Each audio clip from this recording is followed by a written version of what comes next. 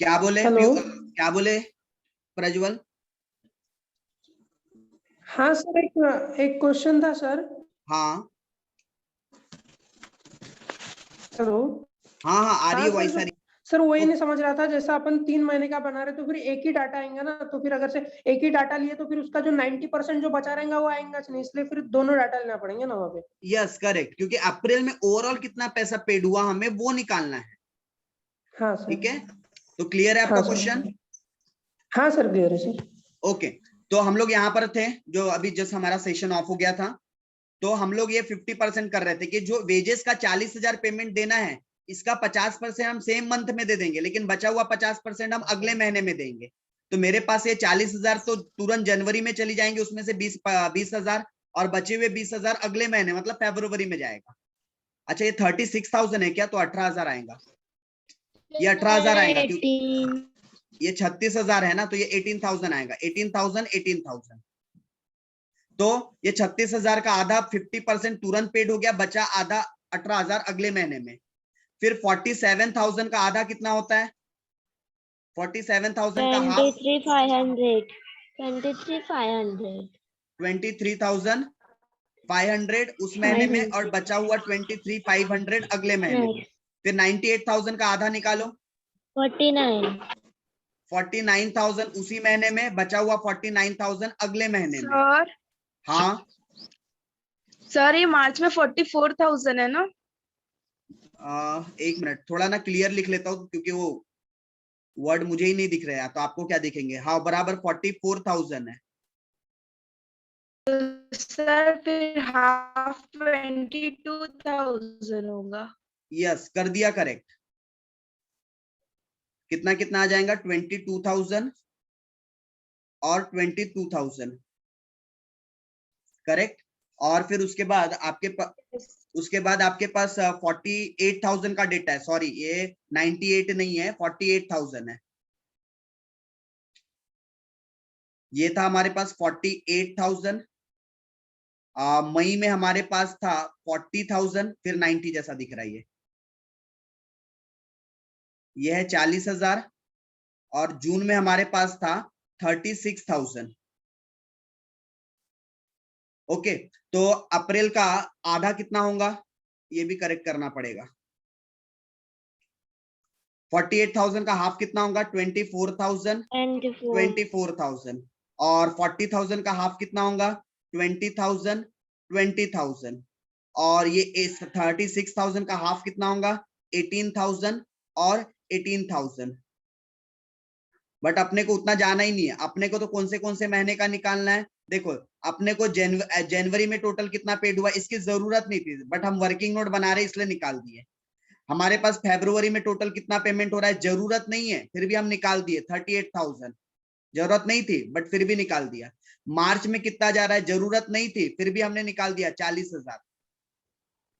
अप्रैल में कितना जा रहा है, यस इसकी जरूरत है, इसकी जरूरत है। क्यों? क्योंकि हमें अप्रैल का बनाना है। तो अप्रैल में हमारे पास से टोटल जा रहे हैं 46,000। कितने जा रहे हैं? 46,000।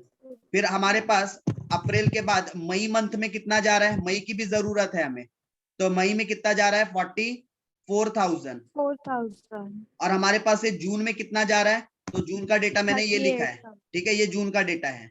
तो 18 प्लस 20 38,000। तो ये अप्रैल, मई और जून में कितना कितना पैसा हमारे पास से गया, ये उसकी डिटेल है। तो मैं यहाँ पर लिख लूंगा, ये जो मैं स्टेटमेंट बना रहा हूँ ना, यहाँ पर मैं वेजेस के पेमेंट में लिख लूंगा कितना कितना गया था। एक बार अमाउंट देख लो तो कितना कितना गया, 46, 44 और 38। कितना कितना जा रहा है? 44, 46,000 46 44 34 अच्छा 38 46, 44 और 38। yes 46,000। उसके बाद है आपके पास 48, कितना अगला? 44, 44,000 44,000 और 30, 38 बस अब इसके आगे का काम कर सकते हो क्या आप लोग? इसके आगे क्या करना है आप लोगों को? बस टोटलिंग करना है और बैलेंसिंग फिगर निकालना है।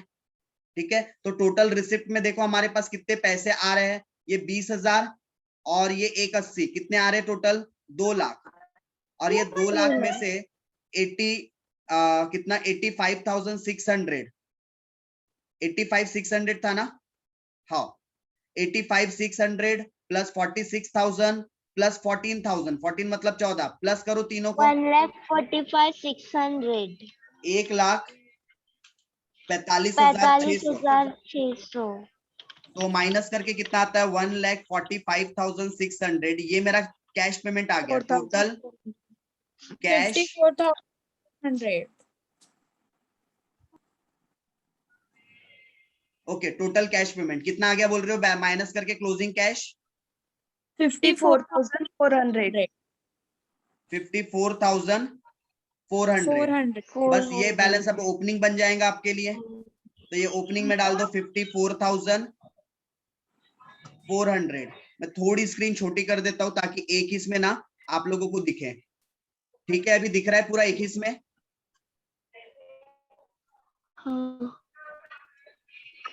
ओके, अब मुझे अगले महीने का टोटल बताओ। 54 प्लस 170 दोनों को टोटल मारेंगे तो कितना आ जाएगा? 2,24,000। 24,400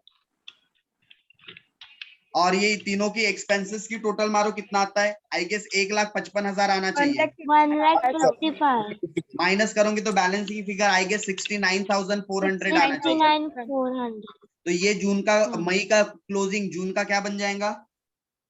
ओपनिंग ओपनिंग। ऐड कर दो इसको, कितना आ जाता है?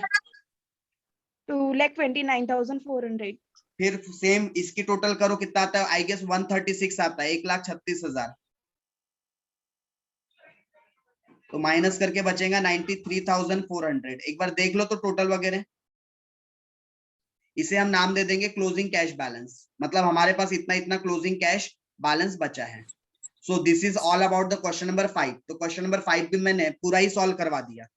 सोचा था कि सब समझा के आपको होमवर्क दे दूंगा, बट बातों ही बातों में हमने पूरा ही सॉल्व कर डाले। क्वेश्चन नंबर ये आपका स्टार्ट होता है यहाँ से, ठीक है। फिर उसके बाद हम लोगों ने ये वर्किंग नोट बनाए, और हमारा इसमें कोई नेगेटिव कैश नहीं आया है। मतलब हमारे पास जो भी बैलेंस है सारा का सारा पॉजिटिव क्लोजिंग बैलेंस है। हमने ये परचेज के लिए और हम लोगों ने वेजेस के पेमेंट के लिए वर्किंग नोट्स बनाए हैं। ठीक है, अभी क्वेश्चन नंबर 6 बोल रहा हूँ 5। Yes sir. चलो 6 होमवर्क रहने वाला है, लेकिन होमवर्क के पहले मैं एक बार आप लोगों को समझा दूं। ठीक है, ये होमवर्क रहने वाला है, थोड़ा सा दिमाग लगाना, क्योंकि अब होप सो आप चीजों को थोड़ा थोड़ा समझ रहे हो कि कैसे हम लोगों ने वो पेमेंट्स को की वर्किंग नोट बनाना होता है। ठीक, तो मैं एक बार पहले क्वेश्चन पूरा समझाने की कोशिश करता हूँ आप लोगों को, तो ध्यान दीजिएगा सारे लोग। भूमिका, डॉली, जागृति, जयवीर, खुमेंद्र, प्राची, प्रज्वल, रक्षा, रमाकांत, कौन कम हो गया भाई? 2 लोग कम हो गए। चलो, तो हम लोग कहां पर थे? क्वेश्चन नंबर 6 पर। Prepare a cash budget for 6 month. आपको 6 महीने का बनाना है, commencing from the next year, मतलब जनवरी से बनाना है आपको। नेक्स्ट ईयर बोलने का मतलब जनवरी से बोल रहा है वो। जनवरी, फरवरी, मार्च, अप्रैल, मई, जून, ये 6 महीने का बनाना है। आपको टोटल सेल्स की डिटेल दी है, आपको परचेज की मटेरियल की डिटेल दी है, मतलब इतना मटेरियल आप खरीद के लाते हो। आपको वेजेस एक्सपेंसेस की डिटेल है, प्रोडक्शन ओवरहेड एक्सपेंसेस की डिटेल है, सेलिंग ओवरहेड, मतलब ये 4 आपको पेमेंट्स की डिटेल है और एक आपको रिसिप्ट की डिटेल है।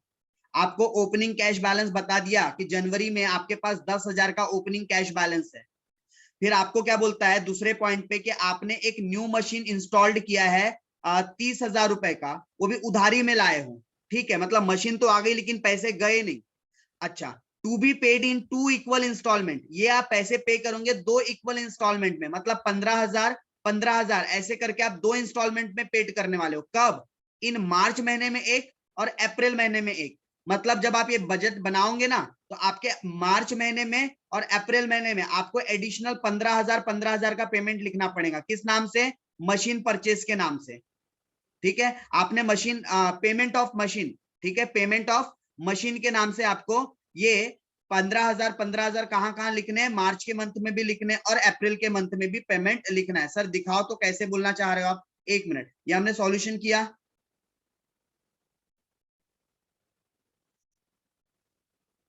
ये हमारा जैसे सॉल्यूशन है, कुछ ज्यादा ही ऊपर आ गए क्या अपन, यस। तो यहाँ पर आपको क्या करना है, पेमेंट, यहाँ पर आपने पेमेंट ये वाले कॉलम में पेमेंट ऑफ एसेट्स परचेज के नाम से लिखना है हेडिंग, और एक पेमेंट मार्च के मंथ में, एक पेमेंट अप्रैल के मंथ में। इस तरीके से आपको काम करना है, ठीक। तो सेकंड पॉइंट में आपको 15,000 के 2 पेमेंट करना है, एक करना है मार्च के मंथ में, एक करना है अप्रैल के मंथ में, ठीक है। फिर थर्ड पॉइंट क्या कहता है, थर्ड पॉइंट कहता है आपका कि हमें जो सेल्स कमीशन है 5% on total sales payable in the next month, मतलब मुझे जो सेलिंग कमीशन देना है वो कितना देना है, 5%। किसका, अपने सेल का। मैं जितने का भी माल बेच रहा हूं उसका 5% कमीशन दूंगा, लेकिन कब दूंगा, नेक्स्ट मंथ में। मतलब जनवरी में सेल्स कमीशन कितना बनेगा, ये 20,000 का 5%, मतलब कि 1,000 रुपया, ठीक है। इसका 5% मतलब 1,100 रुपया, इसका 5% मतलब 1,200 रुपया, इसका 5% मतलब 1,300 रुपया, इसका 5% मतलब 1,400 रुपया, इसका 5% मतलब 1,500 रुपया। ये तो उस महीने का कमीशन का अमाउंट आ गया, लेकिन कमीशन पेड कब करना है, तो पेड करना इन द नेक्स्ट मंथ। मतलब जो जनवरी का कमीशन है 1,000 रुपए, ये फरवरी में पेड होगा, फरवरी का कमीशन मार्च में पेड होगा, मार्च का कमीशन अप्रैल में पेड होगा, अप्रैल का मई में, मई का जून में, और जून का जुलाई में। ऐसे आपको पे करना है। मतलब आपका जनवरी का महीना खाली रहेगा, जनवरी में कोई पेमेंट नहीं हो रहा है, फरवरी से आपका पेमेंट शुरू हो जाएगा, फरवरी मार्च एक एक महीने पुराने वाले पेमेंट्स मिलते रहेंगे। तो आपको 5% पहले सेल का कमीशन निकाल लेना है और उसको आपने नेक्स्ट मंथ में पेड करना है। मतलब कमीशन उसी मंथ के सेल पर निकाल लो और अगले महीने क्या कर लो, अगले महीने उसका पेमेंट कर दो। चलो, उसके अलावा नेक्स्ट पॉइंट है हमारे पास, नेक्स्ट पॉइंट है फोर्थ, 1,000 नहीं 10,000 being second call on share. मैंने सेकेंड कॉल का पैसा मंगवाया 10,000 रुपए, रिसीवेबल इन मार्च, मुझे ये मार्च में मिलेगा, ठीक है, 10,000 रुपए along with the premium of 2,000, मतलब 10 + 2 मतलब टोटल 12,000 रुपए मार्च महीने में मुझे मिल जाएंगे, मेरी रिसिप्ट है। तो जब आप सॉल्यूशन करोगे ना, जब आप ये सॉल्यूशन करोगे तो आपने ये रिसिप्ट में यहां पर लिखना है, आपने यहां पर रिसिप्ट साइड में लिखना है, यहां पर क्या लिखना है, यहां पर आप लोगों ने लिखना है इशू ऑफ शेयर। आपको ये पैसे क्यों मिल रहे हैं, शेयर इशू करने की वजह। तो इशू ऑफ शेयर के नाम से आप मार्च के महीने में 10,000 प्लस प्रीमियम ऑन शेयर के नाम से 2,000, ऐसे 12,000 की एंट्री आपने डालना है। कहां, मार्च के महीने में, ठीक है। 12,000 रुपए आपको मार्च के मंथ में मिलने वाले हैं, तो आप 12,000 की एंट्री एक इशू ऑफ शेयर के नाम से और प्रीमियम ऑन शेयर के नाम से कर दोगे। फिर उसके बाद हमारे पास था नेक्स्ट जो सप्लायर है। सप्लायर मतलब कौन, जिनसे हम उधारी माल खरीदते हैं। मतलब सप्लायर मतलब ही होता है जिनसे हम उधारी माल खरीदते हैं, कोई भी गुड्स हम उधारी में खरीदते हैं। मतलब ये बात हो रही है मटेरियल की, मैंने जो भी माल उधारी खरीदा है वो 2 मंथ्स के पीरियड पे खरीदा है। सप्लायर्स पीरियड 2 मंथ, मतलब मैं 2 महीने के पीरियड के लिए खरीदता हूँ। बोलने का मतलब मेरी 2 महीने की उधारी रहती है। सप्लायर कभी भी आएगा तो आपने उसको मटेरियल या परचेज से लिंक करना है, क्योंकि मैं जिनसे माल खरीदता हूँ, कोई मटेरियल खरीदता हूँ, उन्हें मैं सप्लायर कहता हूँ। जबकि हम अपने कस्टमर को, तो कस्टमर को हमेशा सेल से जोड़ देना। क्यों, क्योंकि जिसको बेचते हैं उसको हम क्या कहते हैं, कस्टमर कहते हैं। तो कस्टमर के लिए 1 महीने का क्रेडिट पीरियड है। मतलब जो सेल करता हूं उसका पैसा 1 महीने बाद मिलता है, लेकिन जो परचेज करता हूं इसका पैसा 2 महीने बाद देता हूं। जनवरी का पैसा फरवरी में दूंगा, लेकिन जनवरी के परचेज का पेमेंट फरवरी में भी नहीं दूंगा, मार्च में दूंगा। मतलब 1 महीना छोड़ के 2 महीने का क्रेडिट पीरियड है ना। तो जनवरी का पैसा कब जाएगा, मार्च में। फरवरी का पैसा कब जाएगा, अप्रैल में। मार्च का पेमेंट कब जाएगा, मई में। ऐसा 2 महीना छोड़ के, किसके लिए, मटेरियल के लिए। और सेल के लिए कैसा करना है, जनवरी का पेमेंट फरवरी में, फरवरी का मार्च में, मार्च का अप्रैल में, एंड सो ऑन, ऐसा करना है, ठीक है। और ओवरहेड्स के लिए 1 मंथ। ओवरहेड मतलब जितने भी एक्सपेंसेस दिख रहे हैं आपको, ये वेजेस नहीं, वेजेस के लिए अलग से इंफॉर्मेशन दिया है, वेजेस के लिए अलग से इंफॉर्मेशन दिया है। तो ओवरहेड मतलब ये 2 की बात कर रहा है, प्रोडक्शन ओवरहेड और सेलिंग ओवरहेड। इसमें भी 1 मंथ का क्रेडिट पीरियड है। मतलब जनवरी का पेमेंट फरवरी में, फरवरी का मार्च में, मार्च का अप्रैल एंड सो ऑन। इसमें भी वैसे जनवरी का फरवरी, फरवरी का मार्च and so on. But wages के लिए हाफ मंथ बोलता है, मतलब वेजेस का आधा पैसा उसी महीने में, मतलब आधा पैसा जनवरी में और आधा पैसा फरवरी में, फिर फरवरी का आधा पैसा फरवरी में, आधा पैसा मार्च में एंड सो ऑन। और क्या बोलता है, cash sales 50% off the total sale. Okay okay, मतलब मेरा ये जो सेल होता है ना, इसका 50% तो तुरंत मिल जाता है, और ये जो उधारी वाली बात किया था ना 1 मंथ की, वो बचे हुए 50% के लिए है। मतलब मेरा जो सेल होता है उसका आधा पैसा तो तुरंत मिल जाएगा उसी महीने में, और बचा हुआ 50% नेक्स्ट मंथ में जाएगा। मतलब हमारा 50% सेल्स कैश में है, 50% क्रेडिट में है। तो एक बार मुझे बताइए सारे लोग, एक बार सारे लोग बताइए मुझे, क्या आप लोग ट्राई कर सकते हैं क्वेश्चन को एज अ होमवर्क, कोशिश कर Yes, सकते हो? sir. सर ओके, सर एक बार सप्लाई पीरियड वाला पॉइंट बता दो सर। सप्लायर मतलब होता है परचेज। तो जो मैंने परचेज किया है उसको, उसका पेमेंट 2 महीने बाद होगा मटेरियल का, ठीक है। और कस्टमर मतलब जिनको मैं उधारी माल बेचता हूं। तो मैंने सेल किया है तो उसमें 50% कैश सेल है, वो नीचे बता दिया 6th पॉइंट में। तो 50% का पेमेंट तो तुरंत मिल जाएगा, लेकिन जो बचा हुआ 50% है उसका पेमेंट अगले महीने मिलेगा। तो आपको सेल के लिए वर्किंग नोट कैसे बनाना है, 50% उसी महीने में, बचा हुआ 50% अगले महीने में। ओवरहेड के लिए बोलता है, ओवरहेड का भी पैसा अगले महीने में पेड हो रहा है। वेजेस के लिए हाफ मंथ बोलता है, मतलब वो आधा नहीं पैसा सर। उसी महीने में और बचा आधा अगले महीने में। सर वो नहीं,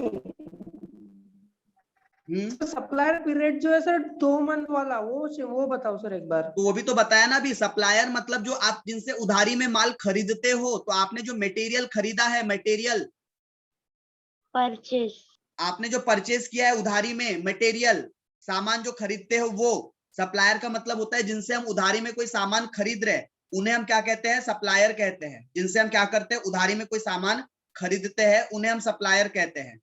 तो सप्लायर को 2 महीने बाद पैसा देना है, मतलब मटेरियल जनवरी का पैसा फरवरी मार्च, मार्च में जाएगा। फरवरी का पैसा फरवरी मार्च, अप्रैल में जाएगा। मार्च का पेमेंट मार्च अप्रैल मई में जाएगा। समझे?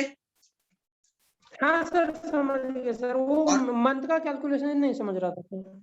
हाँ, 2 मंथ्स ये क्रेडिट पीरियड है, मतलब 2 महीने के बाद पैसा मिलेगा। और कस्टमर मतलब सेल्स, इसका पैसा आपको हाँ 1 सर। महीने बाद मिलेगा। हाँ सर। समझा? हाँ सर समझ गया सर। ओके, तो ये होमवर्क है, और हम क्लास को भी आज यहीं पर वाइंड अप करते हैं, क्योंकि जस्ट अब इमीडिएटली नेक्स्ट और एक क्लास है अभी। ठीक, तो कोई भी अगर आपको सर? स्टिल, हाँ ये जो प्रोडक्शन ओवरहेड और सेलिंग ओवरहेड, तो वो जो ओवरहेड 1 मंथ, तो दोनों का 1 मंथ में, मतलब 1 मंथ बाद ही मिलेगा क्या? दोनों में वो हाँ, कंडीशन अप्लाई कर? करेक्ट। पायल, अभी ये फाइनल ईयर की क्लास चल रही है, 12th की एक स्टूडेंट अभी ऐड हो गई है। मैं बस 2-3 मिनट में 12th का शुरू कर रहा हूँ। पायल, आप ऐड हो गए हो, तो अभी हम जस्ट 5 मिनट बाद 12th की क्लास स्टार्ट कर रहे हैं। फाइनल ईयर की क्लास चल रही है। ओके, एक्चुअली 6 बजे उनका टाइम हो जाता है ना, तो लोग एकदम शार्पली 6 बजे कनेक्ट हो जाते हैं, जैसे आप लोग हो जाते हो। चलो, तो ये जो आपने बोला ओवरहेड, तो यस, ये ओवरहेड दोनों के लिए है। ये ओवरहेड दोनों के लिए है। ये 1 मंथ का पीरियड इसके लिए भी है, इसके लिए भी है। Yes sir. चलो, तो एक काम कर रहा हूँ, 11th 12th वाले जितने भी कनेक्ट हो गए हो, सिद्धार्थ और पायल, मैं भी लेफ्ट कर रहा हूँ, आप लोग फर्दर ज्वाइन करना, ठीक है। अभी हमारी एक्चुअली फाइनल ईयर की क्लास चल रही है, तो मैं अभी इसको एंड कर रहा हूँ, आ रहा हूँ आप लोगों की तरफ 12th के लिए। चलो, फाइनल ईयर वाले बाय बाय। कुछ रहा तो हम, कुछ रहा तो 7 बजे के बाद बात करते हैं। ओके, कुछ डाउट रहा तो 7 बजे के बाद डिस्कस करते हैं। यस।